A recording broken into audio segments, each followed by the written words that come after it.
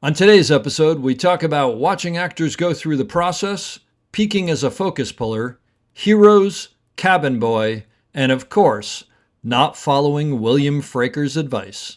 Just a little bit of business before we start. There may be a curse word here or there in this episode, so please listen responsibly. As always, our website, theop.io, is up and chock full of tips, tricks, and gooey operator goodness. Make sure to check out the breakdown, where the best operators in the biz explain shots they have done, the musings, where we discuss everything from quick tips to larger concepts of storytelling, the answers, the images, and so much more. I may or I may not take a break or two during this episode, but I promise that none of them will be longer than 22 seconds. Finally, if you are enjoying the podcast, please follow us, write a review, share us with your parents, and talk us up around the water cooler with your friends. So grab a beverage, sit back, and enjoy the op. Thanks for listening. Lock it up, nice and quiet, and let's roll. Rolling. Victor 30 Echo, take 2. Hey, Mark. We mark. And camera set. And action. Hello, everybody, and welcome back to The Op, the podcast where we talk about operating and the art of visual storytelling. I'm Dave Kamaitis, your host, and we're here yet again from Panavision Woodland Hills in their theater because it sounds better than the sandbox in the back of the house. I'm really excited today because I have a great guest and a friend, Loren Yaconelli, who is a director, producing director, DP, operator. I met her as an assistant. I'm guessing she did something before that probably as well. Some of her credits, not all of them, as a director, The Walking Dead, Dead City, which I didn't even know was a thing. FBI International, The Walking Dead, which I did know was a thing. The Walking Dead, World Beyond, which I didn't know was a thing and that you were a producing director on. Animal Kingdom, Shameless. Some of her DP credits, Animal Kingdom, The Shy, Shameless, House of Lies, Kingdom, Ray Donovan. As an operator, Bones, Ray Donovan, Intelligence, Glee, True Blood, Life, Heroes, and as an assistant, really the crowning achievement of her entire career because she pulled focus for me, Citizen Baines, which of course is a show that everybody saw and loves. That's not true. Loren, thank you for being here. My pleasure. It was a crowning achievement to work with you. It's been a downhill spiral since then, hasn't it? I mean, I know that you were pulling focus then, and then it was like, well, clearly it's never going to be this good, so I'll try to be an operator, and clearly that's no good, so so it's just been, you're searching. Is that what it is? Yes, I've been searching this whole time. Yes, so I don't know if I ever told you this story. Oh, God. About my father. My father, Steve Yaconelli, who was a director of photography, and before that a camera operator, and briefly an assistant, but he was the camera operator on a movie called The Blues Brothers.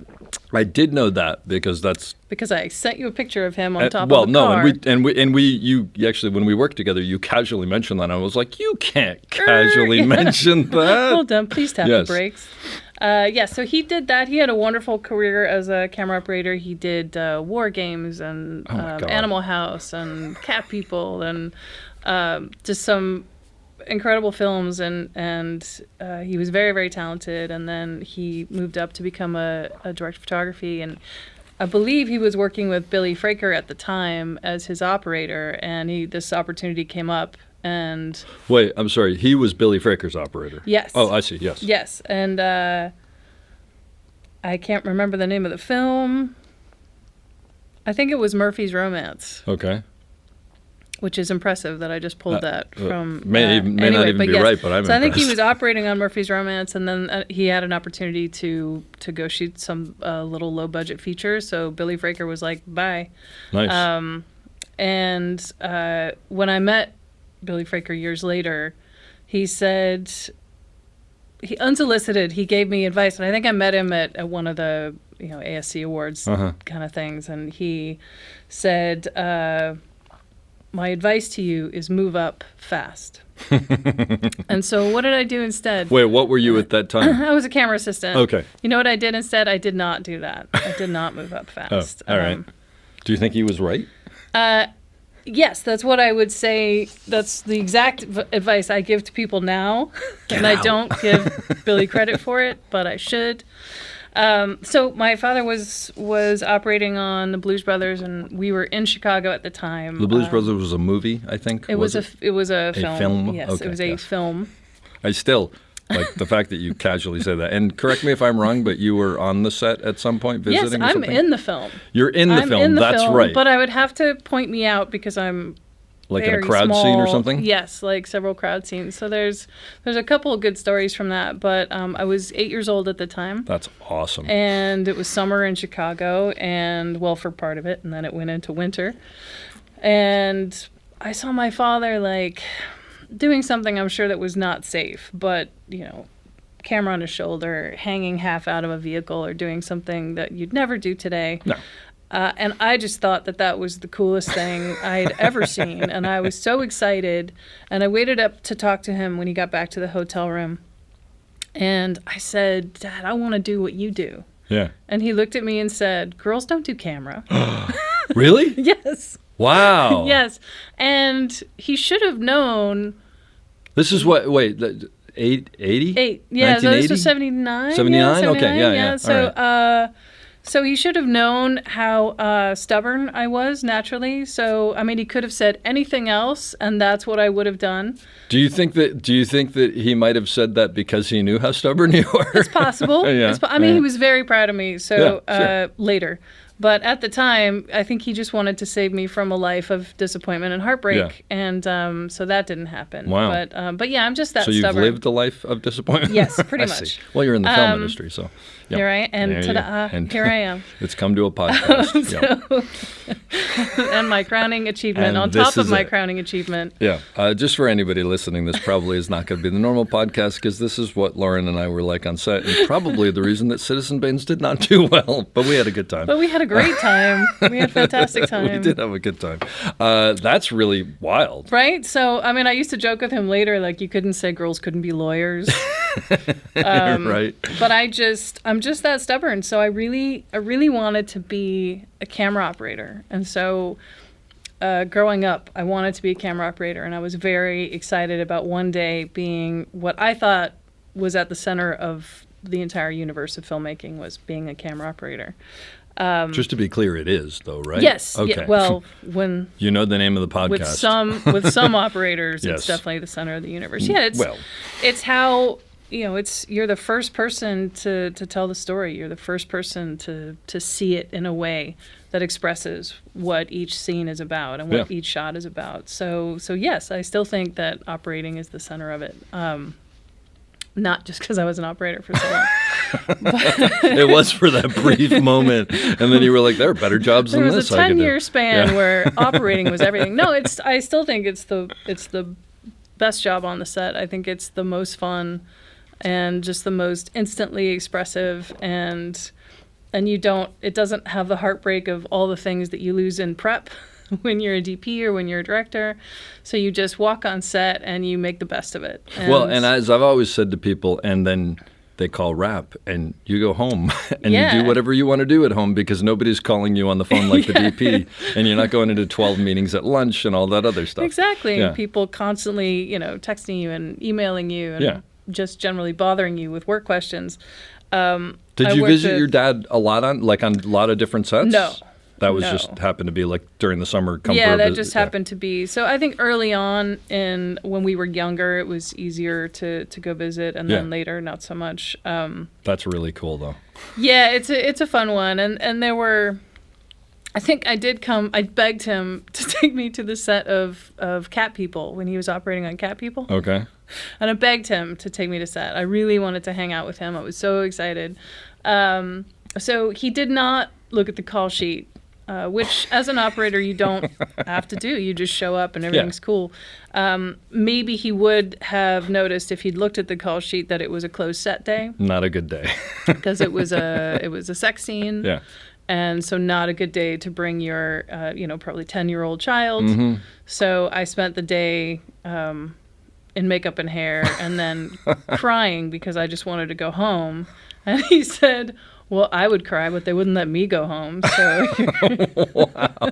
And that's, and actually I think I've turned out really well in spite of all considering all that. That's great. So, but I grew up still with this desire to be a camera operator and to follow in his footsteps. And I begged him for a chance, and he was doing a film called, which is now kind of a cult favorite, but he had agreed to shoot a film called Cabin Boy.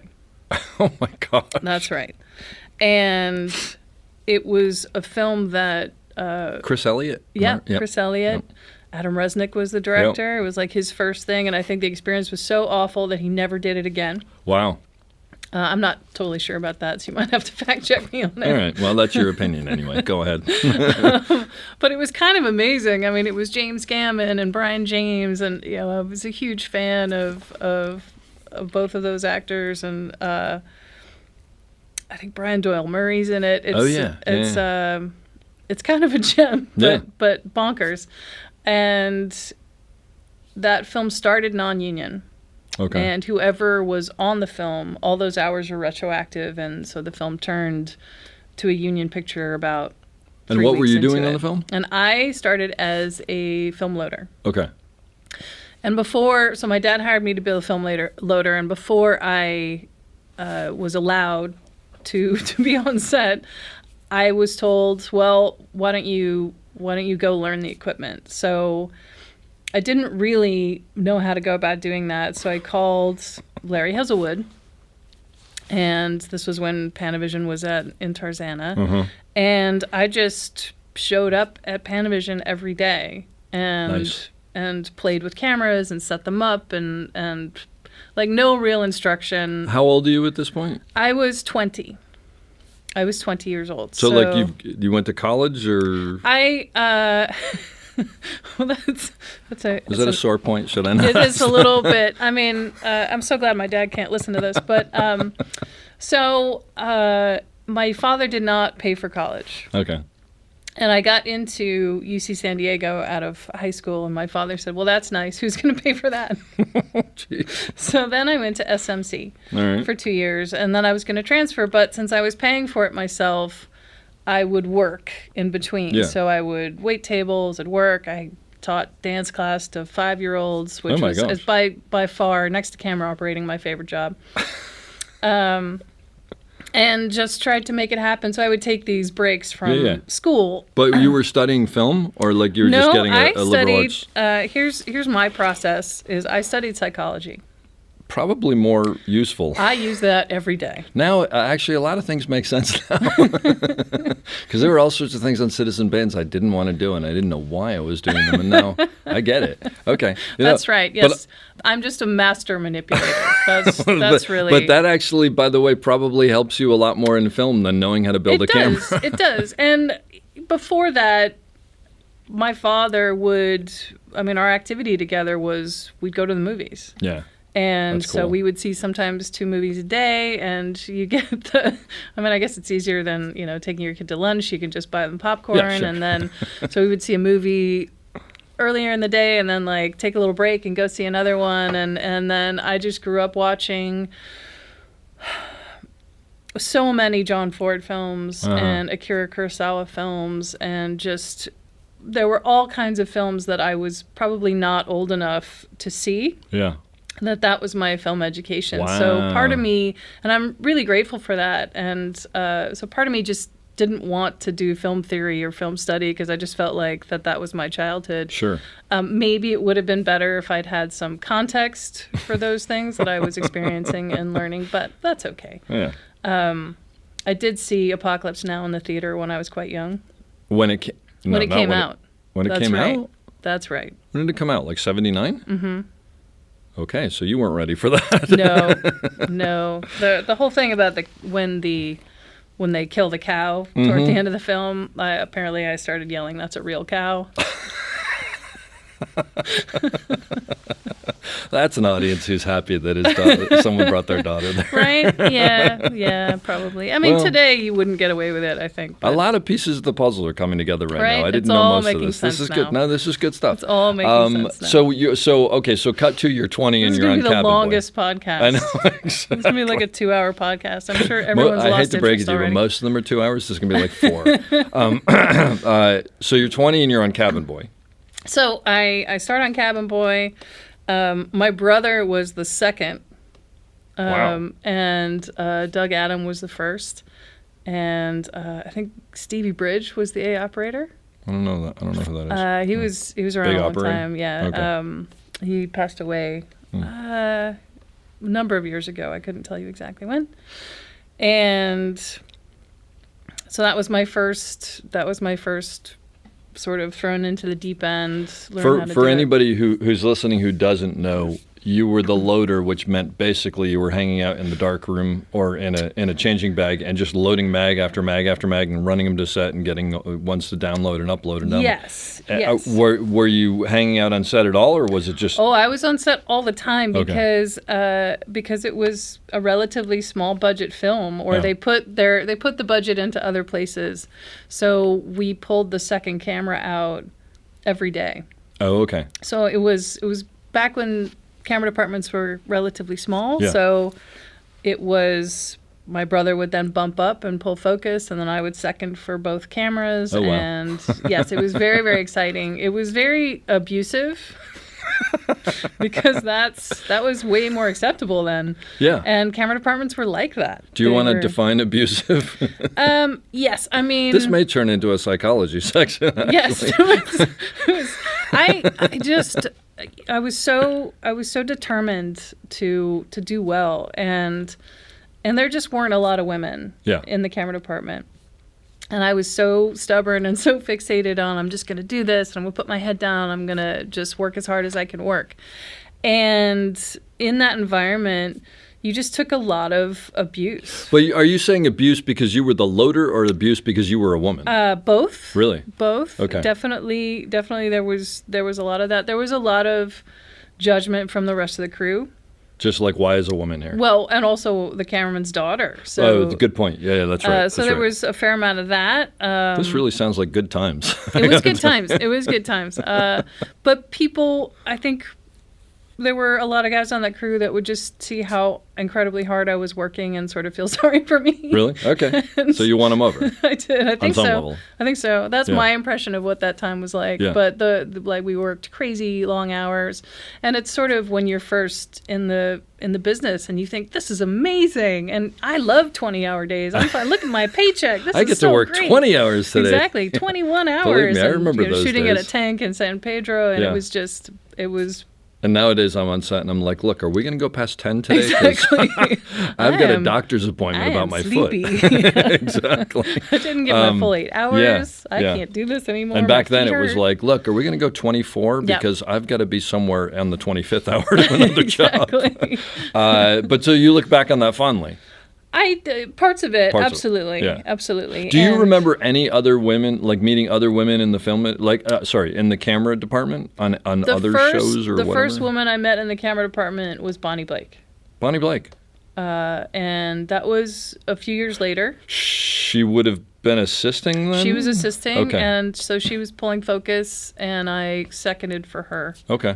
And she was a very good focus puller. Great. And a great operator now. And a great operator. And so she was the first woman that I'd met. And I was so excited at that, seeing that a woman could do it, and that she didn't have to change who she was in order to do that job. Do you remember what job that was? I do.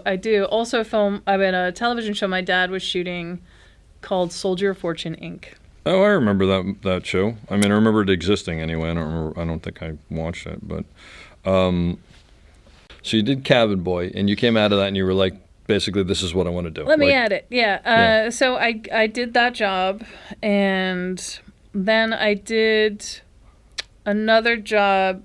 So I wasn't, in all fairness, I was not a very good film loader because I have a terrible problem with math. And so, which is a huge part of being which is a huge part of being a film loader. I mean, there's really two parts of it. One is closing the mag. Yes. Which I'm guessing you were probably good at, and the other is math. Yeah. So you're bad at math. I'm bad at math. So I mean, it was a tremendous amount of doing the production reports, and I had math mistakes every day. Jeez. Every day. And I have a tendency to flip numbers. So I think it's called dyscalculia. So I do it all the time. Uh-huh. What's nice is that you have iPhones now, and you have things that do addition and subtraction for you. But at the time, and plus you're working 20 hours a day. You're so tired. You're running back and forth and from the darkroom to the set. And so, yes, I used to make a lot of mistakes. So I was not the best loader.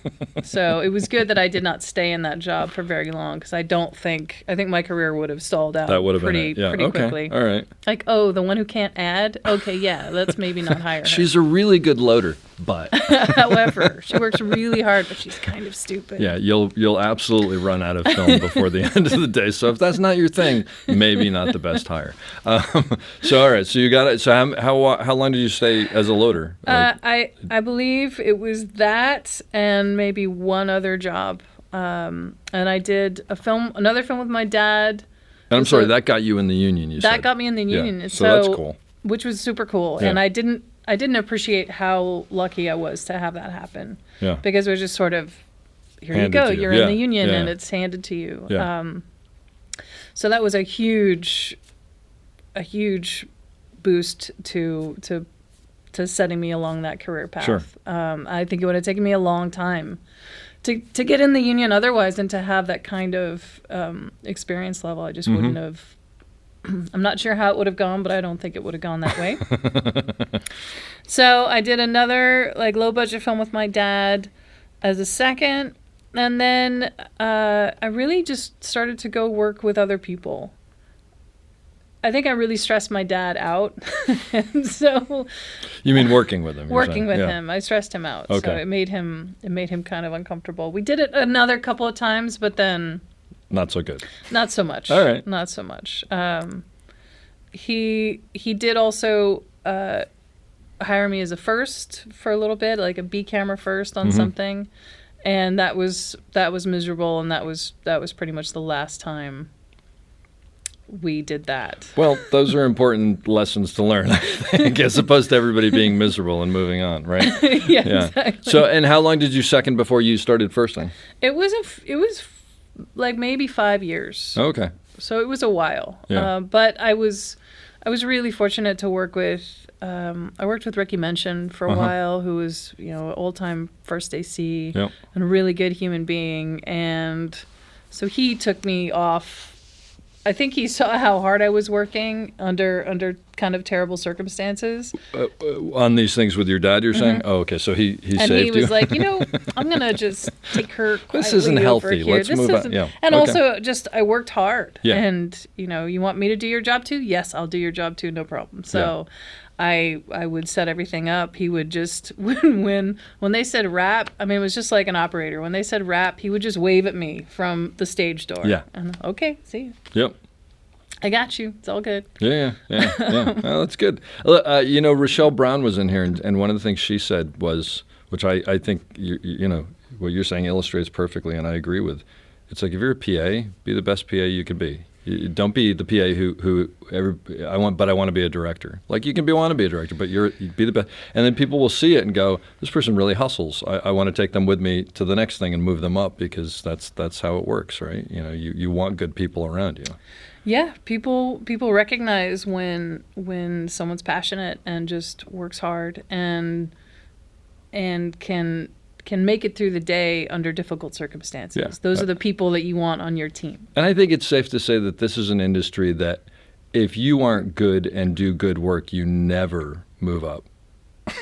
Right? Yeah, I've never heard of anyone like failing everyone upwards. has earned it, right? And Never heard of everybody that. who's in a position higher up is good. It's one of the things that I love about the film industry. Yeah, I mean, is it unique to the film industry? I don't know. I don't know, but everybody's earned it, which is what I like. So you seconded for 5 years. Yeah. And then when you were seconding, was it still sort of like, but you'll pull on Yes. you'll pull focus on So B I was camera pulling and- focus pretty early on, and jumping in, and it was also working on those shows where you just didn't have a complete camera department. Yeah. You had a one camera department, and then every day when the second camera came out of the truck, everyone moved up, everyone got that experience, everyone jumped on the next thing. It's so funny because I don't even, that's foreign to me, because like as a Steadicam operator back then, when I came in, it was, it wasn't like let's pull a camera. Everybody knew I was coming in, so it was fully Right, so they were- fully staffed. Yes. But I didn't realize that like that would happen. So they basically have like the backup camera on the truck and go, let's pull it out and do another shot. Yep. Oh, that's interesting. But those experiences were how you got the chops to then move into the next position. But if you're bad at math, how did you pull focus? Because it's all math, right? No, that's not math. You don't Distance call is that not math? No, I have a good memory for numbers when I get them correct. Oh, I guess it's not like addition and subtraction math. Oh, I see. I see. Okay, so I have a great that's memory what for you're. numbers. Okay, so, gotcha. And then I had a good feel for focus pulling. I definitely peaked as a focus puller. There was I remember the day. yeah, but I think I was working with you. I think I turned to you and I was like, "That's as good as you're gonna get." Yeah, that sucks. So I guess it's just downhill from here, eh? Cool. What do you mean peaked? Like there was a point where you just weren't doing it as well? Yeah. Really? Yeah, and I was working on. I was the key first on a show called Without a Trace, Oh yeah. and it was a great show. It was a great experience, but just over time, I think the grind of television and being on a show for that long, and it just started to. I just started to lose the confidence in my Interesting. in my distances, and I started to rely a lot more on the Cinetape, and I could do the job, but I just wasn't as good at it, and I think I had a natural feel for it earlier on. Interesting. Do you think like did the challenge? Was it that the challenge was gone, or you were just over it, or No, I mean I think it was just a confidence thing. Interesting. Wow, that's fascinating. And the operator I was working with, who's a lovely human being, but he didn't really see focus that well. Ooh, that's And so tough. I just, when you buzz a few shots and you don't know about it till the next day. Yeah. And I think that was just the start. No, and then that's just like a stone that just gathers as it goes, because like you lose confidence and then something happens and you lose confidence. Because I remember you on Citizens Band as being an excellent focus puller, or I was always exactly where focus always was. It's one or the other. I was always in the right place, or your focus was good. I think you were probably better focus puller than I was. You. Yeah, I think I had a feel for it, and also what I learned from the experience of being a focus puller. Well, there's a few things. So now that we're into the focus pulling section of my career, you stood right next to the camera. Yep. You did not stand in another room. I missed that. And the advantage of being right next to the camera is you help actors get to their blocking. You liaise between the operator and the actor. You are right there to see performance, and in a way that is, you can be invisible but right next to the actor, and that sense of like watching an actor telegraph their movements and being able to anticipate that on the focus knob, that teaches you something about operating, even though it's a different skill, but just being able to really hone in on how someone moves. And I just don't think you get that when you're looking at a two-dimensional image. No, it's now that focus pullers are in another room, or even if they're not in another room, they're 20 feet away looking at a monitor, which, just for the record, I don't know that they have any other choice now, because back then it was, I'm close to focus and it's going to hold, and now it's an on or off, basically, situation. Yes. It's like they don't have any choice. But they don't, even if you weren't thinking about it, intrinsically, you understood.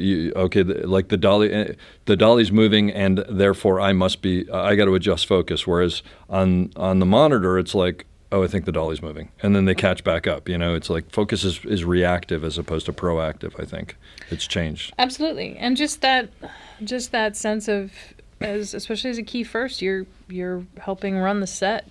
All those skills that you get running your department. Mm-hmm. I just don't think it translates the same way, just because your assistants are now removed from the set. Well, the weird thing is the second AC tends to get more on set. education, if you want to call that, than the first AC does now, which is bizarre. I mean, it's fine, but it's a completely different scenario than when we worked together. You know, but you couldn't get rid of me. I'm just right next to you all day. I was like, couldn't you be in another room on a monitor somewhere? Is there something we could do where you're not here? Why is she always here? But you mentioned something that I hadn't thought about, which is interesting because you said you're right next to the camera and you've got to be invisible to the actors. Now, I'm 4 feet away from the actors, but there's a camera in between, you know, so like, yeah, they see my head, but I'm not looking at them. But as a focus puller, and of course I'm not looking at you because I'm looking in the camera, so I never thought about it. But as a focus puller, like you're looking at them, you're looking at the lens, you're looking at them, you're looking at the lens. So how do you be 4 feet away from someone and be looking at them and be invisible? Right. So you'd have to sort of, position your face so that you are kind of raking the lens with your line of sight. So you're seeing where the lens is, and then you're getting a sense of where the actor is, but you're trying not to look at them directly in the eye because that will pull them right out of the scene. Exactly. So it was just interesting to be in that room, and I was fortunate enough to work with some really good actors as a focus puller. So being able to be that close to watching a talented actor go through their process and watch their performances change from take to take was just a good education. Do you think, you were saying that you watch the actors as far as focus pulling, do you think that like as a focus puller you sort of started to look for those tells, like when someone's going to stand up, when someone's going to walk, and then that translated to when you were operating? Absolutely. Yeah. Absolutely. Because that's one of the things that I know that when I start a job, even though it's not conscious, subconsciously I'm sort of watching actors every time they do something to sort of go, okay, is there something that they do, you know, before they start walking or before they sit up or whatever. But it's weird how that stuff seeps in. And again, I don't think you see that. Like if I'm on a close-up, you're not seeing that they, shuffle their feet. The focus puller isn't now seeing that.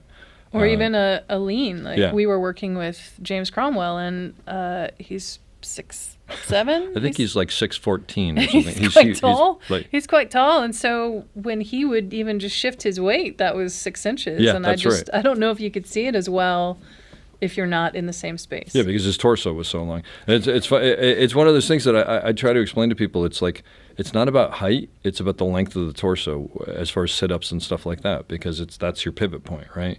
It's one of the reasons why when we're setting a hard mount on a car, I will always ask for the actor to come in a little early or to specifically say, can we take their stand-in and sit them next to the actor and see what the distance is? Because if you do it on the stand-in, you're like, oh, let's lock it here, and it's great. And then the actor comes in and the steering wheel is right in their eyes because torsos are different sizes.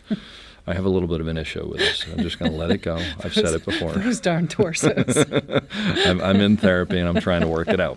Listen, I have a degree that I might be able to help you. That's right. This is really why I brought you in, is to figure all this out. How does that make you feel? Exactly. So how long did you pull focus for then? So I pulled focus for a while. I pulled focus, I want to say almost for 10 years. Did you really? I did. Where was Citizen Baines in that? It was right in the middle. So you were still doing it okay then. That's right. That's right. That's what it was. So my last show as a focus puller was Without a Trace. Without a Trace, yeah. And from there, I got to do a bunch of operating when I was on that show. And so I also started to realize that as I was shifting and spending more time operating, and that was also the great thing about how a television show worked then as well. You always had extra units. You always had the ability to jump on a camera. So would you go and do the splinter units and stuff? I would go do splinter units. Yeah.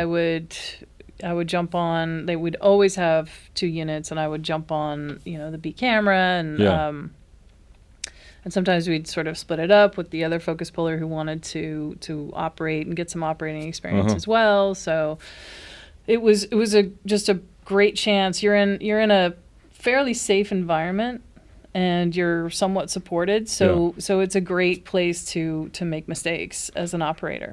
What are the hurdles that you remember when you jump from when you would jump up to operating? What were the main hurdles that you remember? There's that fear. There's a fear of commitment. To a shot? Or To a shot. You mean like landing a frame and holding it? Yeah, kind of thing? and just when you question yourself, when you question the frame, you will end up with a bad frame. Yeah. And my father, there's one of my father's gems of advice, but this is a good one, which I still use kind of for everything, which is just do something even if it's wrong. So you have to commit, whatever it is, whatever that frame is, you have to commit. And so anytime I was hesitant, I found that I wasn't making good shots. So so I had a chance to make those shots better. In terms of moving up to being an operator, I had no problem. There were no obstacles to moving up. Basically, I got the opportunity and I did it.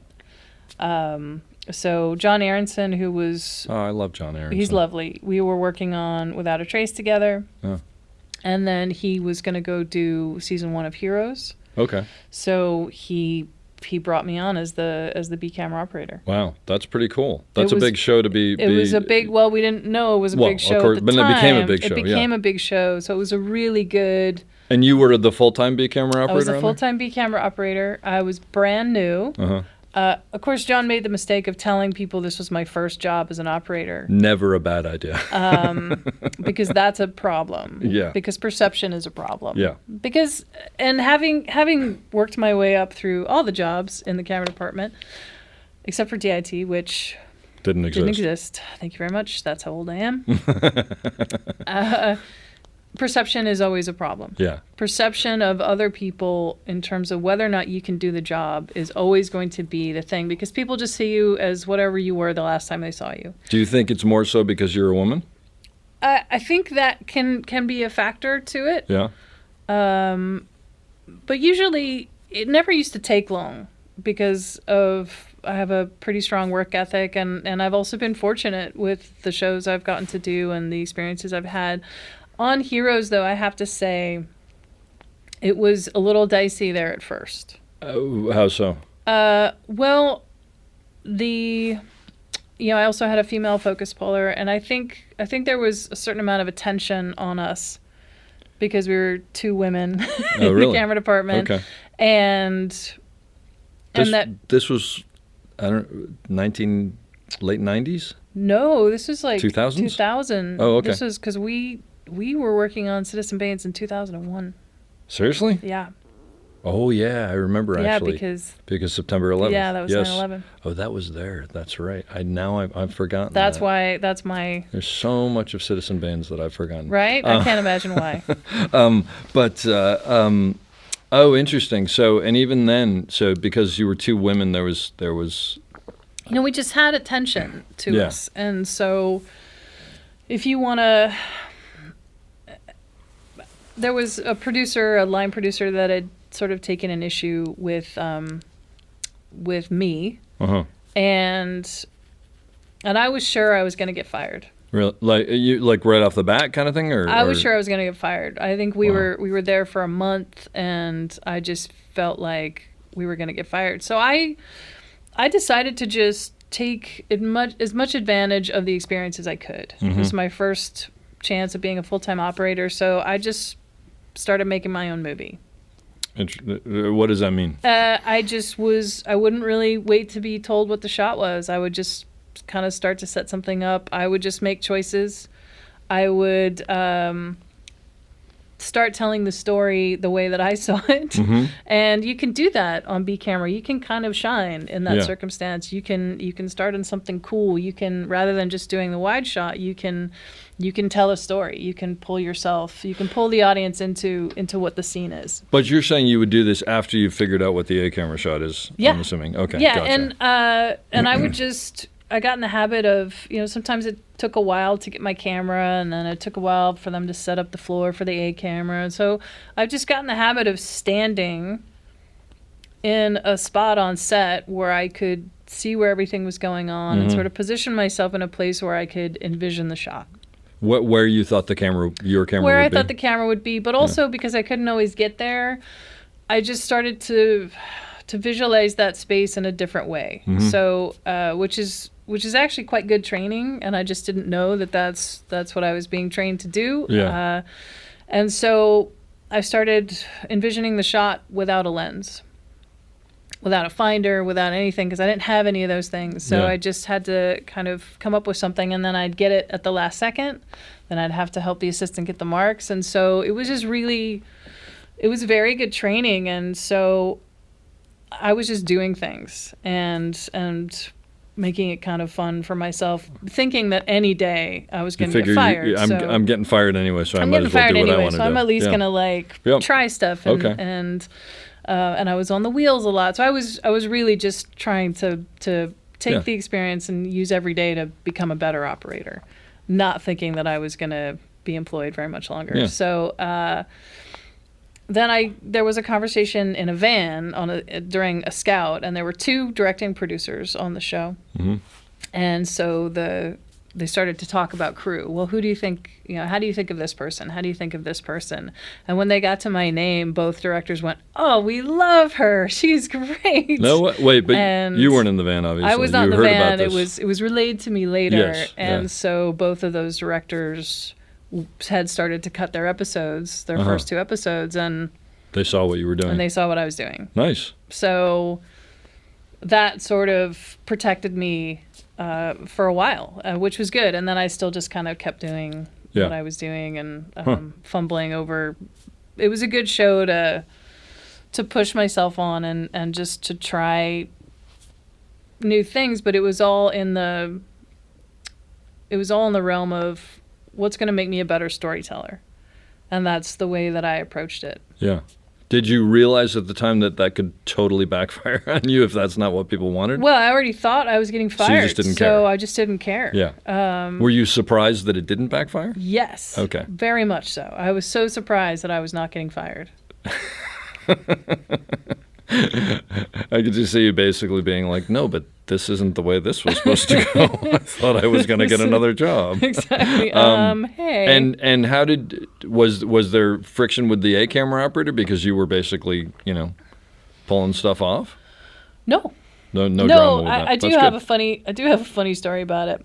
You probably were going to have to cut this out, but I'll tell you the story anyway because I think it's hilarious. Therefore, I'll leave it in. Go ahead. So on that show, there was they started to alternate DPs, so they moved up the A camera operator, who was Nate Goodman. Nate Goodman, yeah. So Nate started to alternate DP with John, and they brought in Peter Mercurio. Who's hilarious, Yes, New York guy, He's hysterical. He's so funny. And so he's on A camera, and there was a scene where Ali Larder was the actress, and she was doing I think, what was the scene? Oh, it was a whole striptease number. So okay. it was a section of the show where they projected 5 years into this imagined future, and so she then owns a strip club, and so she does this Gotcha. striptease performance, right? So they choreographed a whole dance. Paul Edwards was the director, and an ex-camera operator, so he was off the heels of doing Lost, and okay. So now he's directing the show, and so I walk onto set, and all the men are talking, and it's the producing director, the director. This is on the striptease set. This is okay. on the striptease set. So producing director, DP, A camera operator, right? So they're all in a huddle. Yeah. And I'm on time, so clearly they came in to have a conversation, right? Uh-huh. So when I walk in, they stop talking and they look at me. So I now know there's probably something up with this whole conversation, right? So hey guys, good morning. And then Paul says, "Listen, here's what I want. I want face and ass, face and ass." And I basically took out, faked a pad and pencil, and I was like, "Wait, do you want face and then ass, or ass and then face?" This, by the way, for anybody who doesn't know, is a classic Loren Yaconelli snarky response. Which anybody who's ever worked with her knows exactly what she's talking about. Go ahead. Face and then ass, and I did say it in front of the producing director, who thought it was hilarious. And then Peter comes up to me and generously said, do you want me to do the tight stuff? Do you want me to do the long lens? And I just looked at him, and then he's like, never mind. You because they thought you would be offended by this? No, because the idea was, and also the DP, Nate, who was lovely, but he said, yeah, make it sexy. Try and make it really sexy. Just channel me as if I were operating. I think the idea was... Nothing against Nate Goodman. I wasn't saying that. Was how would a woman be able to show another woman being sexy, right? God's sakes. I mean, that's... Wow. Because it just didn't compute. It's not like they were intentionally thinking something bad. It was just they just couldn't understand how one woman would be able to show another woman in a way that made it sexy, right? Because how could I possibly... So while they were still talking about stuff, I went to the choreographer. Yeah. And I said, hey, can you mark out the... Show me what they're doing, Can you mark out the dance for me? Yeah. So, like... No one else is paying attention. She's on the stage. Yeah. And she's walking through the movements for me. And you're making something up in your mind that you're going to do, probably, right? Yeah, and also I'm just learning the choreography because that would be the smartest thing to do. It would be. It wouldn't be the sexiest thing to do, but it would be the smart thing. It is fairly sexy if you actually know what's going to happen. Yes, that's exactly right. That's the sexiest thing you can do.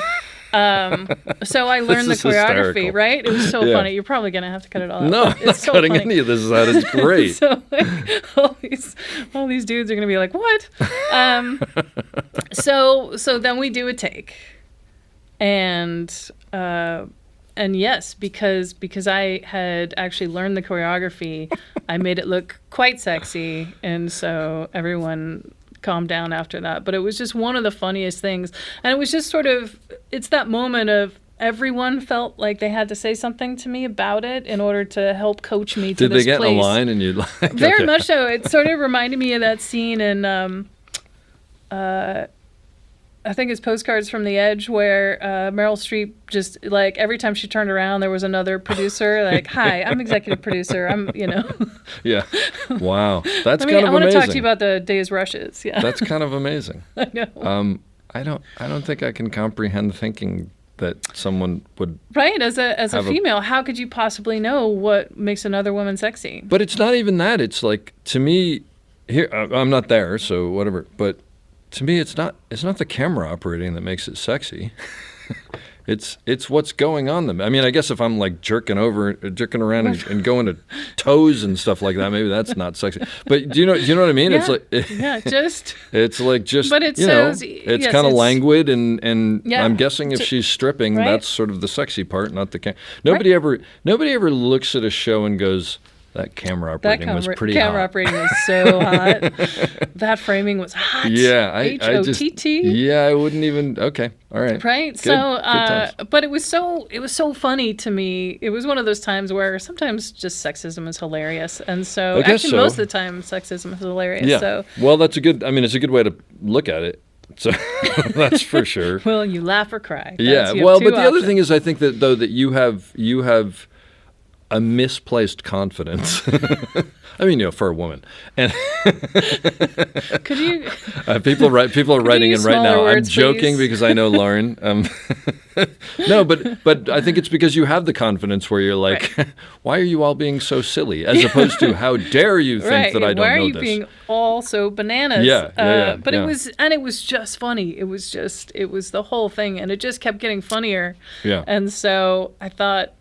Then you have the thing of, well, I better not mess this up. So sure. So then I had to educate myself on the choreography and out of curiosity for me, is a sexy shot using the wheels or is it using the fluid head? Is one sexier than the other? I don't remember. I think I did use the fluid head so that I could help the assistant find focus. Ah, there you go. Okay. Because out of focus is not sexy. Out of focus. Well, sometimes it's very sexy. sexy. Well, that's true, actually. So I beg there to you differ, go. sir. Anyway, this is a whole half hour. Anyway, so, but that's kind of fascinating. That's kind of wild. I mean, have you because look, I mean, clearly you've been successful as a filmmaker, I should say. Have you felt that there's been sexism along the way of people going, you can't do this, you're a woman? Yeah. Like consistently? Yeah, absolutely. And it mattered less in some of those other jobs because The higher up you got? the higher up you get, I think it matters more. Oh, really? Because it's just a question of how much support you get. Sure. And as much as I like to think I'm an army of one, I'm not. I'm not an army of one. So filmmaking is a collaborative process. But when I was a focus puller, you'd walk onto a set and most of the guys just looked at you and didn't think you could do the job. And so, but it was very easy to show them that you could, and all you had to do was something physical. So, but what do you do with that? Do you just ignore it? Yeah, you just ignore it, but like it usually goes away pretty quickly because I would pick up the sticks and the head and the camera and walk across a football field, and obviously that's stupid. And but that is what everybody used to do. My so back doesn't hurt more. Yeah. But that's what everybody used to do. So if you could do that, which has nothing to do with focus pulling, by the way, No. but that was what showed everyone like, oh, she's okay, she can do it. But I guess the point is for anybody who's going, what? You didn't do that because you were a woman. You did that because that's what the all job assistants was. did. That's and what the job yes, was. it was Yeah. stupid, and that's why most older assistants have no back. Walk hunched over. Yeah. So that's what you did. You'd take the sticks in the head and you'd go up a hill and you'd figure out how to park it and so that I it didn't remember you fall doing that over in and- Citizen Bands, and there were people like, you should help her. And I'm like, look, I'm not helping her because I'm a man and she's a woman. I'm not helping her because she's stronger than I am. And I can't do that. Because I would just get in the way right now. It would be really ugly if I did any of that. So basically you just persevere. Yeah, I just persevered. But how do you let it mentally not get to you?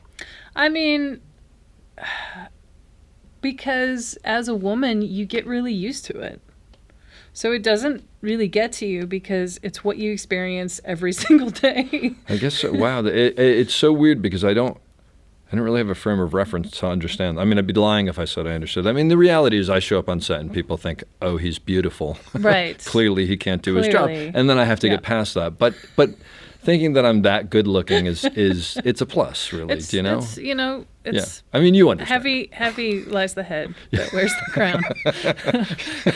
I totally get it. The key is I never let it get to me, and I'm not full of myself. But enough about me, more about me. But above all things, I am super modest. But seriously, like, yeah, I can't. It would be disingenuous if I said that. The only thing that comes close is that I moved up so quickly when I was young that when I came in, people, I think, at least my impression was like, he can't do this. But it's also why I would rarely shave and I would try to look and I'm 6'4", so that helps. And I would try to look as old as I could, but it's not even, it's nowhere near the comparison. Right. And it's interesting because you just get it in different forms. Yeah. I mean, as a DP, I was hired on a job. I was hired by the executive producing showrunner. And when it came time to making my deal, I was told, well, you have really big shoes to fill. You'd never say that to a male DP, would you? You have big shoes to fill. Also, by the way, and I won't tell you what the show was, but I was the lowest paid DP. And the show was in multiple seasons. But that said, you had the credits to. In other words, it wasn't like this is your first job. It was not my first job. So it's stuff like that, and you just sort of deal with it, and you keep going because what I love is being on a film set. So there are things about that aren't shiny and happy, but I love the opportunity to get to do what I do. Mm-hmm. I love the fact that they pay me to go to these places and play filmmaker for however long the job is. And so I only feel fortunate to be able to do that. So some of the other nonsense just is part of it. It's just baggage and you move past it. Yeah, like there's no perfect situation. So if the one imperfect thing is when you're out in the business of making movies or making television, it's still very much, for the most part, very male and very white. and that's the. You don't see that changing at all? I do see it changing. Yeah. It just takes a while, and so I think the change is sort of misleading when you look at the National Executive Board, and it's very National Executive of Local 600. Of Local 600, the sort of governing organization, if you will, so to speak. Yeah. When you look at that group, it's a very diverse group, mm-hmm. and I don't think that represents the membership accurately. The membership. Yeah. Yeah. Well, I think what it comes down to is these things take time. They don't change overnight, and I think they're slowly changing. I like to say it takes a long time to turn a ship this big. Do you sit at home and just say that out loud? Yeah, I do. And the cat's like, I do. What the hell is she talking about? Cat's so demise. When you moved to DPing, did you miss operating? Oh, so much so, because as an operator, I mean, I would say one of the people that really supported me and I learned so much from was Sid Seidel. Oh, I love Sid Seidel. And he's just so talented. I've never worked with him. He calls me like once a year, and we just keep on. Yeah. I like to say we're like ships that pass in the night. Do you say those? I things do, to but I say it in yourself front at of the home? dogs, so it's a slightly different thing. And my so wife, you are supporting. My I wife understand. looks at the dogs and is like, "He's saying it again." and then I sort of think to myself, Loren understands. I don't know why anybody's going to want to listen to this episode, and it sort of is going exactly the way that I thought it would. Yeah, no, and unfortunately, but I've talked to him, and he seems like such a lovely guy, and he's so talented. So talented, and he taught me so much. And but you operated for him? I operated for him. What did you operate with? On Life. So I met him. I came in as a B operator on Life, and when that season shut down, and it was right around the writer's strike. So 2008. So that season shut down, and then they wanted to keep me and wanted to bring me on as the B operator for the following season. And the writer's strike was really terrible, and I had just been through a divorce, so I pretty much had no money. Just perfect timing. It was perfect timing, and I was really down to like my last $1,000, oh. and my rent was like not $1,000, yeah. And so I had that moment of like, well, this is now I'm in trouble. This is sucks. Not good. This sucks. So on the list of things that went wrong this year, this is definitely one of them. Oh. And then I got a call from Cynthia Pushak, who was doing Brothers and Sisters and cinematographer. Yes. Yeah. And she offered me the A camera spot on Brothers and Sisters, and I was so grateful to go do it. And I did that until Sid called me back, because I really wanted to go back to that show. And I told Sid, I said, look, I'm an A camera operator over here. Yeah. And that's what I would like to be over there. And he was like, oh. Crap. And then, but he went for it. Yeah. And it ended up being such a great experience. And how long did you stay on that show as an Well, A-camera it only operator? went another season. Oh. So, but 20, it was such a good show. 22 episodes though? Then? I mean, a full season? Yeah, it was a full season. Yeah. I think. So by the end of that, you're fully an established Yes. A-camera operator. I mean, or you suck. But Yes. So one way or the that other. kind of solidified, and it was, especially as an A camera operator, to have that interaction, and Sid is so supportive as a DP, and really, would have those conversations with directors, but then once he gave you the set, he gave you the set. That's So, great. Sink or swim. Yeah, sink or swim, and Yeah. and just an invaluable experience. And plus, it was a fun show, and there were lots of great things about it. There's a great, for anybody who hasn't seen it, Loren did a really cool breakdown of season 2 of Life. Yeah. Season 2, Of last a cool, episode. handheld shot that's not what you normally would expect. It's pretty cool. It's on the website. And you DP'd for what, 5 years? I DP'd for 5 years. So after Sid and I did Life together, then we did. Then I jumped on to some other show, and then I went back and worked with Sid on Lie to Me. Okay. And that was also a great show, although it was a lot of handhelds, and we were using the D21. I don't remember that. Was that like one of the The early... D21 HD because Life was on film. Okay. So the D21 was Aries sort of. Oh, it was about sort of remember like this. with the lens and everything on it. It was like 60 It was pounds. massive. It was 60 pounds, and so I remember doing this handheld shot. And as the actor went down to like, she kind of slumped down in this corner, and I went down and I got onto a knee, and then I realized I was never getting back up again. I've committed fully. I remember those times. And so that was a nice awakening. But that show was fun to do, and then I, as I tend to do when I get someplace and I think this is really nice, I like it here. Mm-hmm. Oh, what's that over there? There's something shiny in the corner. There's something shiny. I like that chair. I think I would like to sit there. So Sid gave me an opportunity to really, really mess up as a second unit DP. On that show? On another show called The Finder. Okay. Which only went one season, but I was able to start shooting second units and you were the operator myself. And he would shoot you over to second unit? Yes, I was the A operator, and then he would give me the opportunity to shoot a second unit. Yeah. And even after the first time I did it, they let me do it again. They were probably hard up for people, I would imagine. It was busy, and sure, we didn't have other phone numbers. And I think it was very busy in town. And so I started to have the experience of shooting, and I also realized I couldn't be an operator forever.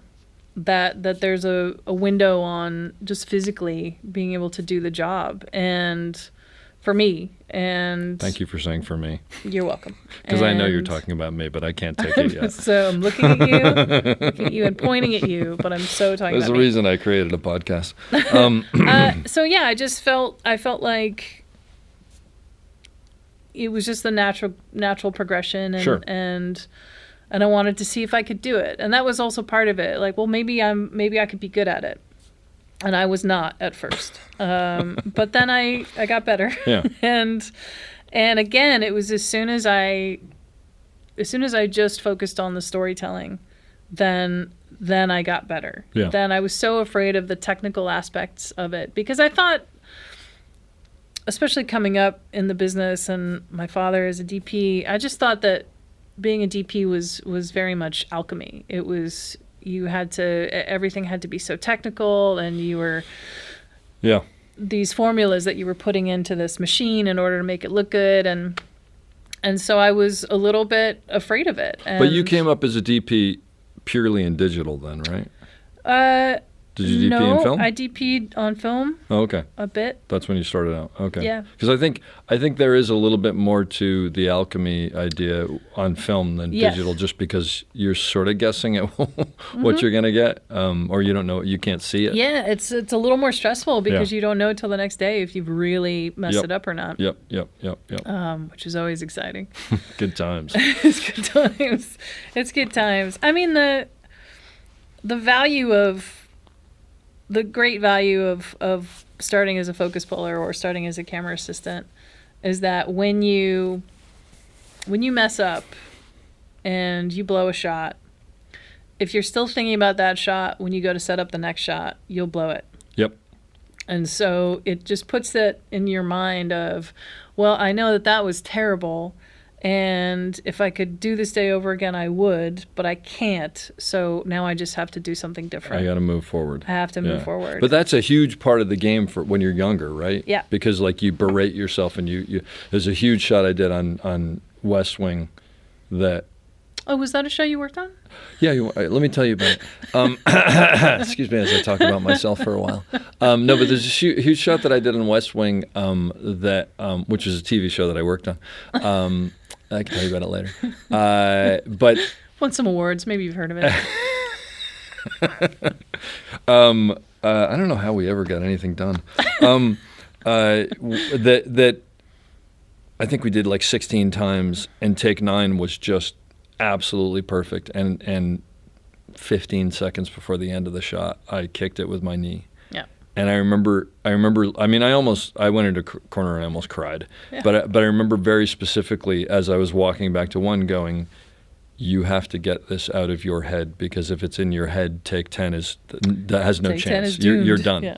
And so there is that mental game you play, right? Where you like, and it's almost like you have to lie to yourself, and you're like, no, you're good enough, and people like you. Smart like, enough. Yeah, no, seriously, like you have to become a cheerleader for can do yourself. And I don't know about you, but to me, it's always like your frontal lobe or whatever is going, you can do this, and the back of your brain is going, you suck. You are so bad. You suck. And it's like this push-pull situation where you're like hoping that the good side wins, because otherwise security is getting ready to escort you off the stage. But otherwise, on the next take, you're like, let's put the light in the shot, and you're just completely, it's off the rails. So I get it. It's a mental game that you play constantly, right? I mean, as a director, do you still do that? Oh God, yeah. Yeah. God, yeah.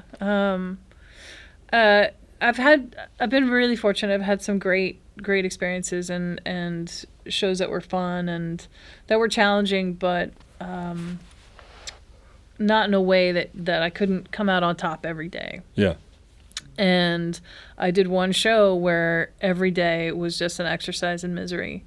And every day... You mean an episode of something that you were a guest yes. on? Or yeah, okay. Yes. Yeah. And it was just miserable. Was every it single day. because of personalities? I was hamstrung on a lot of levels in terms of what the budget was. Yeah. And so they'd made these concessions and they'd made these stipulations for how the shoot was going to go. And so you could only shoot 10 hours. And it just became so difficult to get anything done. Gotcha. And the first shot of every day took an hour to set up. Oof. And then every shot after that took an hour to set up. And so it's a series of compromise and every day was heartbreaking. Every day I would go back to the apartment where I was staying and just, how am I going to get through tomorrow? Yeah. What am I going to do? And I just didn't have the experience to learn how to say no. Say no. This can't be done. You have to do something else or whatever. Right. Yeah. With that what you guys are asking me to do, I cannot do.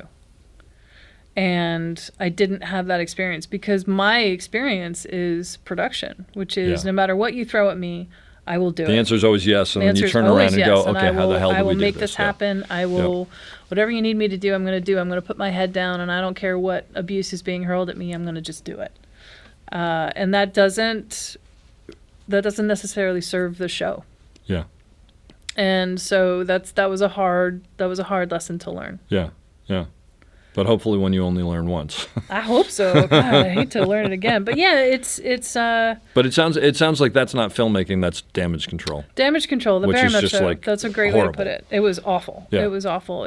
I would rather chew light bulbs than ever do that again. But I think there's something to be gained from that across the board, because to me, I don't know if this is the case with you, but I've found that most of my learning comes from failing. Oh yeah.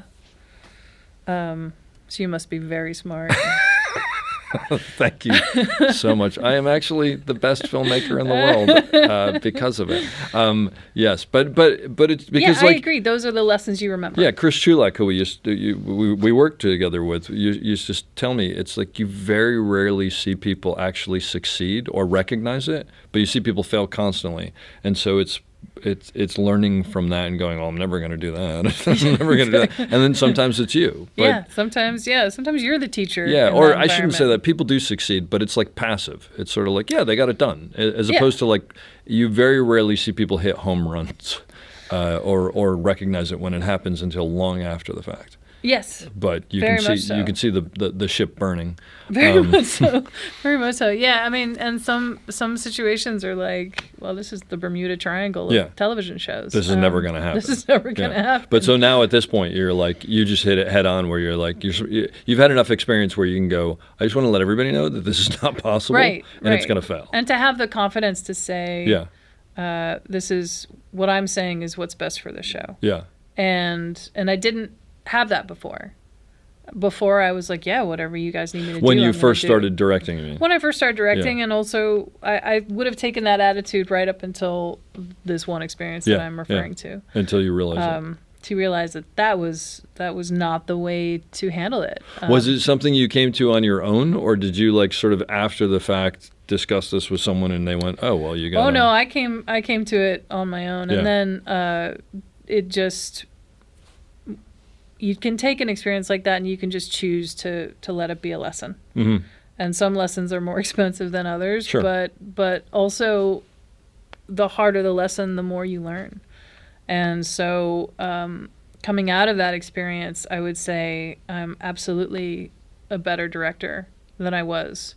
And it's also given me that passion for continuing to be better and more so as a storyteller, to more so that those technical aspects of directing that I didn't really focus a lot on. I think sometimes I go in on instinct and my instinct as a storyteller, and because the technical aspect was, for me, that's the camera and everything that is surrounding the camera. But there's other technical aspects to being a director, and that is breaking down the script and putting it into categories that can help you approach it on a different level. Mm-hmm.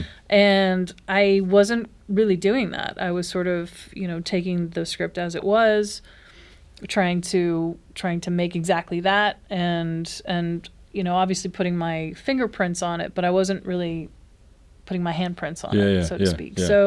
So I think I have a different approach, which, just having the drive. And I take that as a gift that I've been given this drive to continue to improve and to continue to learn as much as I can and to do better. Because I think that's also I would say that's a theme throughout my career. And especially as a woman in the camera department, you worked because you did better. You mean you were hired on the next show? Right. Yeah. And the quality of your work meant that you could work on the next show. Yeah. And you had to be better than the person standing next to you, or you just weren't going to work. You just weren't going to work. But and what you were saying reminds me of what you were saying about Heroes. Is you went, okay, I'm just going to craft this to be the way that I think the story should be told, and hope that everybody is okay with that. Yeah. I mean, it sounds like that's sort of a through story. As a director and as a DP, but maybe it's the same, I'm wondering if it's different, what do you expect from what do you look for in camera operators? For me, it's that where we can connect on a level that we're just talking about story. When we can just talk about story, when we don't have to talk about framing, those are the conversations that I love the most. And I love talking to operators because we have that sort of similar vocabulary, and we can approach things from that level. Mm-hmm. And but when we cannot talk about specifically how it's going to be framed, where I can say, let's start over here and end it over there, and they can tell what the shot is because of the way that I blocked it. Yeah. So basically, I like operators that I talk less to, I guess is what I'm saying. That probably comes from having worked with me. But that's a roundabout way of saying it. But those are the operators that I like working with the most, and where we just are talking about the story, what the story's about, and whose scene is it, and whose shot is it. That every shot sort of starts with, whose story am I telling? What perspective am I in?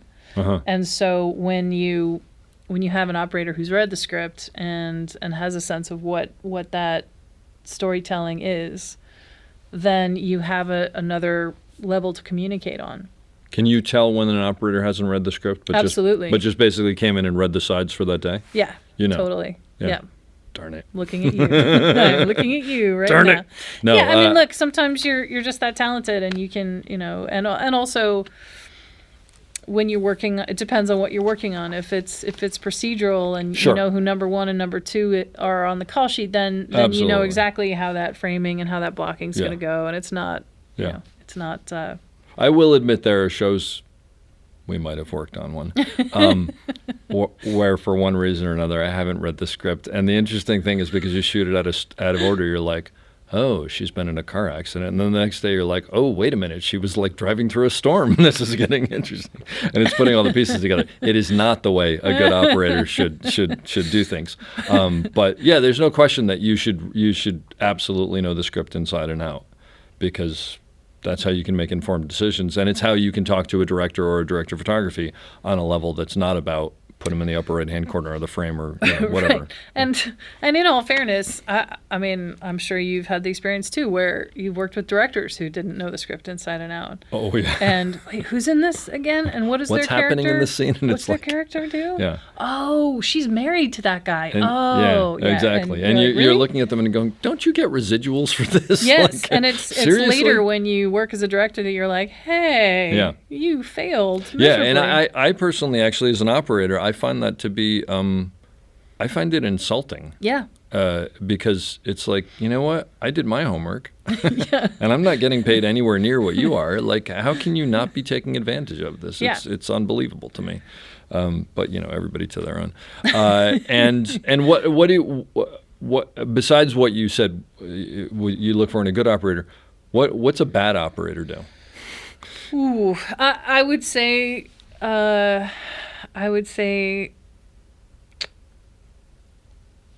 an operator who's afraid of commitment. Committing to a frame. Committing to a frame, committing to a shot, committing to the focal point of what they think the shot is about. Uh-huh. And every time you see an operator hesitate or, readjust the framing or get stuck in a frame, that you're like, well, I see what's happened. But my father, because when he passed away, I was just starting to operate. Mm-hmm. And so we communicated through email a lot. And he sent me an email that was the best operating advice that I've ever received. Ooh. And I'll share it. I was going to say, share it with speak everyone. right into the mic now, because Okay, basically can you the hear reason me I've now? done this Okay. podcast is because I'm looking for this information. So please share it. Actually, the microphones, all of this, it's all a lie. It's all a lie. It We're was not really- even in a theater, actually. This is AI. Yeah. So he said, just react to what you see, not to what you think is going to happen. Keep your hands loose. Uh-huh. And I think that's really good advice. Yeah. And it's because you always have to have the possibility as you're watching a performance, as you're looking at the shot, that every take could be different. Yep. And so anytime is. you get locked into what you think that shot's going to be, you will make a mistake because you're not in it. You're not in the moment. You're not in the scene with the actors. You're apart from it, just thinking, oh yeah, we've done this. The shot is from A to B, and I can stop. Yep. I can stop thinking. I can stop participating. Yeah. Well, and going to what you were talking about before with storytelling, what I always find, and I should say this is with good actors, with bad actors it's a little harder. But if you're watching the story and not the frame, Yeah. if there's a change, you're going to be aware of it. Right. Again, bad actors not so much, because then you miss it and you're like, well, that was a choice I didn't see coming. I didn't see that coming. I guess that's your choice. I mean, some performances you start thinking about what you're going to get on the market on the way home. There's no question about that. And when you made the jump from B to A, was there a big sort of, oh, now I'm on a much bigger plane and I've got to be a much bigger part of this machine and work with the AD and keep things moving and da-da-da-da-da? I think there was a learning curve to it, but having been an 8-camera focus puller for a good amount of time, there wasn't any difference in terms of running a set and because you were next to the camera and you just saw what it did. and communicating Yeah, and working with actors and shifting the blocking and all those things were skills that I had already had. Yeah. So I'm lucky that way that I didn't have to like show up as an 8-camera operator and then learn how all those things go. Sure. Yeah. Yeah, it's I'm trying to think if there was any like real adjustment with it. And there there really wasn't. Well, it sounds like, unlike now, because you were in the thick of it, it just sort of seemed natural. Yes. What you were supposed to do. Now, as a director, do you like the B camera operator to be coming up to you going, hey, what about this and what about that one? What about that? Yeah, I do. Yeah. I do. Because what you want as a director when you, and this is sort of the great thing about being a television director, everyone, is when you just show up and you've been given a set of tools. And here's the tools. It's the look of the show, the lenses, the cast, the style of the show. You just are handed this box, and they're like, and go make a story. Do something with it. Yeah. So do something with this, and so what's wonderful is when you walk onto a set and you know that everyone is participating in that. So to have an operator who's excited about their job and about telling the story and making something cool, like you never want to squash anyone's enthusiasm. So I love those conversations. Gotcha. Sometimes you get a salty A operator who salty. Was that for me? That was not directed at you. Okay. As far as I know. Anyway. We'll see. I don't know. It's been a while. You might be salty. Most people go with angry. I don't know if salty. Salty I like. Anyway. Yeah. So I think salty is a nice way to say Salty's a more refined way of saying it. and you have those conversations of, well, here's what I want the shot to be, and you discuss it and you agree on it, and then you walk away and you come back, and then the A operator wants to change it. And, well, I think it's better if we do this. Like, no. No, I don't think it is. No, because we just talked about it. Yeah. And the time to have changed it would have been in that. Do you run into that? Yeah, sure. A lot? It just, no, I wouldn't say a lot. It just depends. Uh-huh. It just depends. But I think it just is out of, sometimes as an A operator, you get in the habit of having to carry directors. Sure. And so you get kind of used to that. Yeah. So I think there are some operators that then can't shift gears. They can't turn it off. Right. Well, I will say, on TV, the first day of a new director, you're probably leaning into it a little more until you figure out what they need or what they don't need. Well, I don't know if that's true, but basically you're trying to figure out what they need and what they don't need and how much you're going to have to be into this and whether you can take this episode off and then just do what they want or whether you've got to drive the bus. But yeah, there's a fair amount of that. There's no question about that. What about, was there anything that you did when you started operating, not going in and working on the wheels or whatever, to sort of understand operating more, understand framing more? I think. Do you study movies, or were you on set enough that it was just I was sort of raised on movies, and for me, operating was very much, if you know what you like, then you can pick a frame. Yeah, yeah. And sometimes there were mechanics in terms of what that meant. And, oh, no, you don't want to cut someone's ankles off because you're trying to carry the headroom, and that was stupid. You should have anticipated that as they walk closer to you, you could have tipped way up and done something interesting. And so there were some of those mechanical things to learn, which really is just the experience of doing it. Yeah. I did take a set of wheels home and from Panavision Tarzana, and they sat on my coffee table. Nice. And I had a little laser pointer that I attached to them, and I would, write my name on the wall and stuff like that, and Well, and the bottom line is now probably, look, back then you could have grabbed a fluid head most likely on any show you were on if you had to, but now with remote heads being on every single show all the time, it's like if you don't know how to do the wheels, you're in big trouble. Yeah. Yeah. I mean, it's the reality of it. That is the reality of it. You're going to get locked out at some point. What about working with actors? Because you work with actors obviously now as a director, but as an operator, any advice for people like working with, because I mean, they're all over the place, right? They're method actors. They're actors who are like, where am I standing? What am I saying? What do I do? And go. I think, and this is true as a director, that when you are working with an actor you haven't worked with before, and this is true as an operator as well, they just want to trust you. So they want to be able to trust you. Mm-hmm. And especially the operator, you're the closest one to them. You're the closest one to the performance.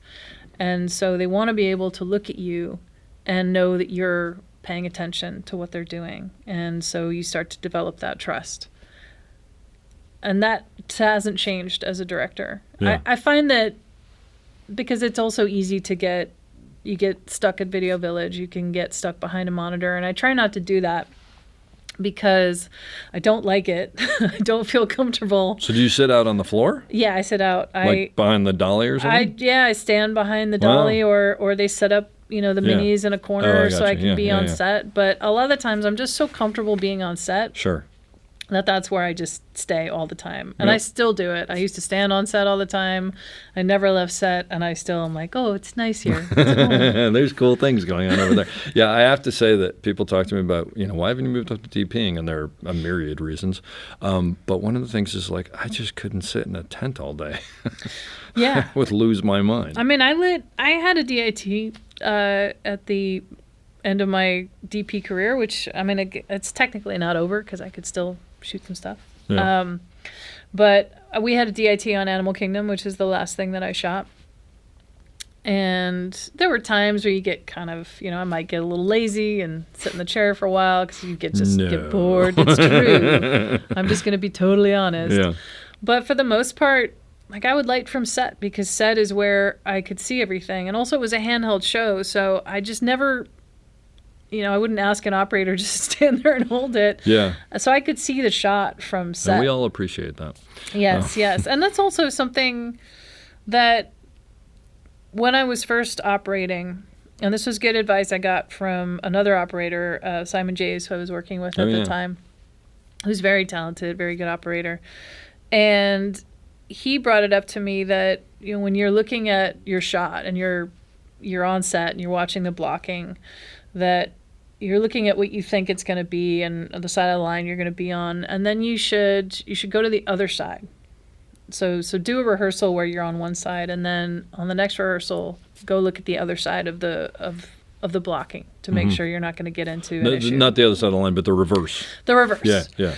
Which is really, really good advice. Yeah. And so when I was first operating, I made sure to do that, and I was really diligent about that. And then I got into that situation where you couldn't always move. You couldn't always be on where the reverse was. And so then I just got in the habit of being able to sort of look at it in my mind and shift it. And figure it out, yeah. And figure it out. Well, but it's also like, in a weird way, it's damage control, right? Because you're sort of going, what problems am I creating? What problems may I be creating that I haven't thought about yet? Right. And sometimes you can only do that early on anyway by standing there. Eventually, like you said, you can sort of 3D visualize it in your mind. But And now I just tend to stand. I don't even stand where the A camera goes. I just kind of put myself in a place where I can see the whole thing and then sort of shift it around in my mind because I've just had so much experience doing it that. And it's I think it's annoying to people because they get used to, the director's just going to stand where the A camera shot is. What's annoying? Oh, it's annoying to people that you're not standing there? That I'm not standing where the I see, where because the shot everybody's is. looking at you going, wait, the A camera's over there? Yeah, exactly. And it happens all the time because I'm like, oh, no, that's the master over there. No, I'm just the Sorry, director. guys, I'm just standing. Yeah. But it's also, that's just how I visualize it. I just put myself in a place where I can see it. Yeah. And I did it as a DP. It was just, you just kind of get into that space of being able to, you can anticipate the problems more easily. But when I was first operating, to be able to physically go stand in that other spot was really it's invaluable. Mm-hmm. And the flip side of that, by the way, is if the DP has talked about, before we see the rehearsal, like, we're going to be over here, and it's going to be this and whatever. I'll sort of look at that, but I'll also walk around a little bit and see what other opportunities there are. Yeah. And a lot of times I'll plant somewhere where I actually think it might be a more interesting shot so that they hopefully see me, and then I'm sort of like eyeing over there, and then they'll come over and look, and maybe they'll do it or maybe they won't, but it's also a way of sort of like going, I don't know, there's something cool over here. So like to walk around the room like that. And it depends on the show. I mean, some shows you don't want to do that because actors are like, why are they walking around? Why are you being creepy over there in the corner? What are you looking for? I mean, it's definitely, those are when we talk about like operators that I like working with and that I really respond to, that's exactly the kind of thing that happens, because it's hard to think of everything all the time. And so sometimes you get fixated in the blocking, or you're in a Sure. whole other, you have your attention on something entirely different than exactly where the camera's going to go. Yep. So to have an operator who then can wave at you from the corner of the room and go, and then a thumbs give up, the thumbs and that's the best, because that it just means you're all collaborating and making the same show together. Sure. And that's the operator's job, is to find the best looking angle. Yeah. And that's going to suit the blocking that you've just set. So to allow them the space to do that, I think is, like, I hate telling people how to do their jobs, because I'm not qualified to tell people how to do their jobs. But also That's because, not what I remember. listen, I remember a lot of, really, you're going to do that? Okay. well, that's one way to do That's it, but fine you're the for operator. you, I guess. Yeah. I mean, it's your world. No, but that's good, because you're going, look, my job is this and your job is this, and we're each doing our own thing, and hopefully we're meeting in the middle on the same story, and that's the key. Yeah, and it's just nice to, like, when you have those moments and those levels of communication where it's just like a look or a wave, and you're like, yeah, that's what I want. Yeah. That's the most fun, because then it's, you go do you do what your specialization is, and then I'm gonna go worry about something else. And also you can go, okay, I can check that off the list, and now I'm under the next damage control. I'll go worry about something else. Exactly. When they come to you and say, oh, this jacket doesn't match, or we're not allowed to have this shirt, or you can't see the left side of his head. Oh, okay, cool. Yeah. Oh, we forgot to tell you, this wall doesn't exist, so you can't look this way. Oh, all right. All right, let me throw out everything I did last night and just start this Okay, anew. thanks. That's nice. You told me earlier that you have an ASC distinction. That's right. It's so rare that you get to be a first of anything. And my ASC distinction is that I'm the first daughter of an ASC member to join the ASC. That's pretty cool. Was that a cool thing? It was so cool. Yeah. It was so cool. Are you the first or the only? Like, are there others? I don't know if there are any others, but I was the first. You were the first. And I haven't been a member that long, because it took me a while to join, but I was so excited to be a member. I was so excited to be part of that organization that my dad was part of. And, That's pretty cool. And it meant a lot to him to have those initials. And so it's, for me, it's a very cool distinction that I'm part of that. That's pretty neat. That club. Well, and also, by the way, it's a real indicator of that things have changed, right? I mean, they're still changing, but the fact that because I would guess that when your dad got in, my daughter's going to be an ASC member? No. Pigs fly. Is the bar open? How much have we been drinking? Because from your first explanation of him saying that, I don't think that was the norm. It was not norm, but Brianne Murphy was one of the members who sponsored my dad to come into the ASC. Oh, that's cool. Well, there you go. So it comes around. Well, this has been really great, and you didn't make fun of me nearly as much as I thought, so I'm kind of happy about that. We can start over. Maybe there'll be outtakes and bloopers and whatnot. I do remember, actually, Citizen Bane's main reason it was fun was because we stood next to each other and just had a really good time. And I sort of wonder if that was a great show, if it would have been different, but I shouldn't bust on Citizen Bane's. It actually had its moments, and Jamie Cromwell was fantastic to work with. Jamie Cromwell was amazing. He was amazing. And it was some aspects of the show were worth it, and working with Chris Chulak was worth it. And and I still am in the John Wells world. That's right. Which is kind of amazing. You're kind of majorly in the John Wells world, but you left the John Wells world and then came back, right? I left the John Wells world. So do we have time for? I'll tell you how I became a director story. There's still tape there. Okay, excellent. I don't think it's tape. For anybody who knows John Wells, who doesn't know, John Wells is a writer, producer, showrunner, show creator, West Wing, which I worked on, by the way. Oh, that's the show. Oh, yeah, nice. ER, which I also worked on. Third Watch. Did that win any Emmys? I worked on Third Watch. Hang on, let me talk for a second. No, but he's done what? He's 25, 30 years of huge hits. Yes, so he's a television Icon. Yeah. And I was very, very lucky to work with him. I also worked on ER. Did you? I did the first season when I was a second AC. Really? Yes. So with Guy B? No, with Ron Vidor. Ron Vidor. Oh, that's right. You worked on like the first 2 episodes Yes. then, or something like that. Yes. And then I went back to college because I wanted to finish college, and I thought, who's going to watch this show? No one's going to watch this show. This is so lame. Yeah. So it shows you what I know. And then I got my degree in psychology, and then came back and tried to forge a way through the camera department. So when I was working with John on Animal Kingdom, and I shot a season of Shameless, and then came back to Animal Kingdom. And Shameless is also his show? Yes. Okay. Oddly enough. And I set a meeting with him and went into his office and said I'd like to direct, and he was like, oh, not another one. There was really it's like a heavy sense of disappointment. And he said, well, I don't want part-time directors. I want, we give 2 episodes, you can do those 2 episodes, and then you can move up, and good luck to you, or you can do the job that you were hired to do. Because I think it became, for some, it can be like a reward or a bonus. And so I think rather than to continue giving out that bonus, just to make it more of like, hey, here's your opportunity. If you want the opportunity, you can take it. Yeah. And he said, when I usually tell new directors to spend some time in editorial, I said, okay. And then I don't think he expected me to take him quite so seriously, because then I sat behind him at John Wells Productions watching him do his final edit. John, why are you making that cut? You for make like that cut? 2.5 months. For like a little troll sitting right behind him. And he'd like occasionally look back at me like, still okay. here. Oh, you're still here. Oh, nice. Good. I'm so glad we had that So talk. glad. So Yeah. happy you're here. Yep. Drinking the coffee at John Wells Productions.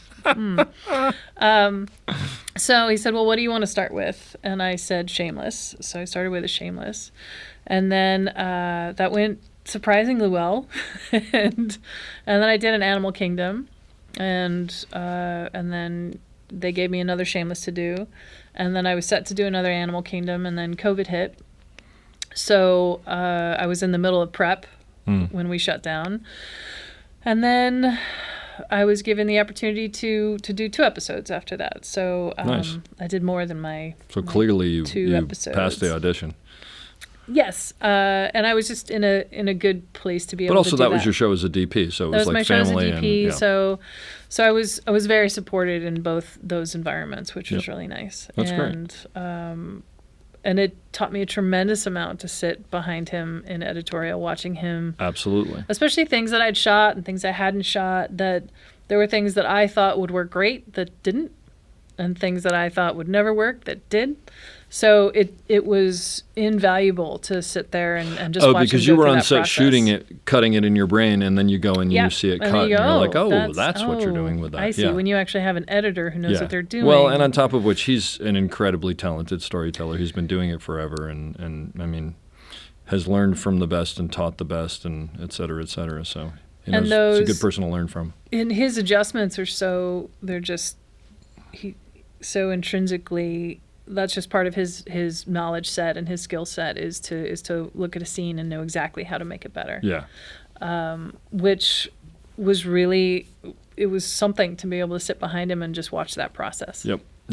Well, the reason I said earlier was when I was on ER season 5, they gave me an episode to direct, and after I finished it, I don't know if they'd been thinking of this before, but there were some other people who wanted to direct, and they sent it down to everybody that you get 2 episodes, but the first day of prep on your second episode is your last day working on ER. And so I don't know if it was because of me, but that's when we first heard about it. And it was very much this thing of like, you can stake your flag there, but this is the end of your experience with this show, and we'll give you 2, and then you have to go out and make your own way. And if you come back, da-da-da-da. So, sorry. No, I mean, look, it's I think it makes sense, actually. It does make sense, and because the reality is, You don't want an entire crew of directors. Well, no, you want people who are passionate about it and have a chance at actually doing something rather than, well, I want to try this. Yeah. This would be fun or whatever. And that can happen when you're all on a show together for long periods of time and many years, and that becomes that thing of everyone gets comfortable, and then they start looking around like, well, I like the car that guy drives, Yeah. and I like the chair he sits in, and I'd like to sit there. Yeah, agreed. And then you just have to be driven to do something if you really want to try it. And that's the thing that I think they were saying was that you have to want this bad enough to do it. It's not just like I'll do that next week. Right. Exactly. Which there are people out there who do that. So Exactly. And I wasn't working on Shameless at the time. I was only shooting Animal Kingdom. So, and I thought that would be a good one to start with, and I was right. Just because that cast was so good, and they were so set in what their characters were. Sure. And I knew that it would be much harder for me to mess it up as a director, as Which a is a good first-time place to go. director, which is, I like to really set myself up that's for good. success. That's good. It's smart. It's absolutely right. And on Animal Kingdom, it was challenging. I mean, we Ellen Barkin was the lead, and if you weren't prepared as a director, she could be pretty tough on you. I did some days there, and I remember that well. She could be tough. Yeah. I mean, she was very nice to me, and I think we had a different relationship because I was the DP. You were the DP on the show, sure. And I made her look good, Yeah. I mean, which wasn't actually very hard, but she didn't know that, so it was all right. I took credit. So that just set up our dynamic a Sure. little bit differently. But if that had been my first episode, Yeah. I think it would have been. But like much you said harder. earlier, she trusted you, and therefore, okay, Lauren's in a new position, but I still trust her because I know her. Right, because I'm So, yeah. I know that she's looking out for me. Yeah, so it's more sort of this is yours to fail, not you have to prove yourself to me. And obviously you didn't. So that's not a bad place to be. So, so John Wells has given you quite a bit of a Yes. a boost there. And then you have another show coming up, right? I have another show coming up There you with go. John Wells. That you'll be the producing director That on? I'll be the producing director on. Not a bad place to be. Not a bad place to be. And the showrunner for that is Matt Kester, who's a really lovely, talented guy. And That's great. so it should be fun. And it's always, when you're working with some of the level of John Wells, who has been making television for a really long time, if you're even in the room, you learn something. Sure. I think even when you pull into the parking lot, you're learning something because you just can't help it. That just that level of experience and knowledge and the decisions that get made on a daily basis. Absolutely. Is very educational. So I'm excited for that. Well, Loren, this has been great. I really appreciate it. And I'm going to leave you with the question that I leave everybody. Someone who's moving up to become an operator, someone who's getting into the business, Loren Yaconelli 20 years ago, talking to Loren Yaconelli now, what advice would you give them to succeed? So that's an excellent question. And I knew you were going to ask me this question, and I don't have a good answer for it. But Thank you very much for being here. It's been a good day. thanks, everybody. I hope this was helpful. I have no idea.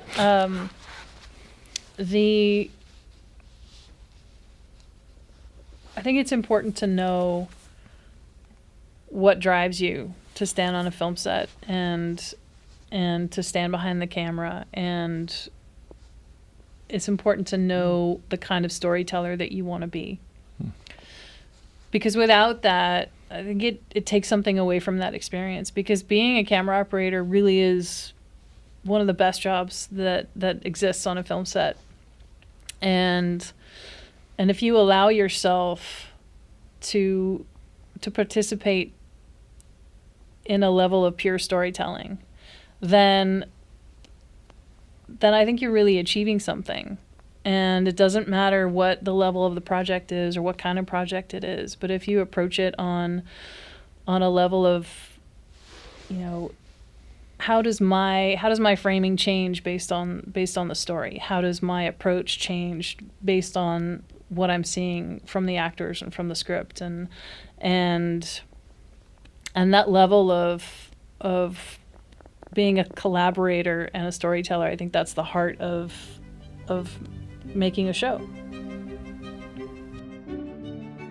I hope you enjoyed that as much as I did. We'll be back soon with another great episode. Don't forget to check us out on theop.io for all sorts of information on operating and storytelling. So thanks for listening and have a great day.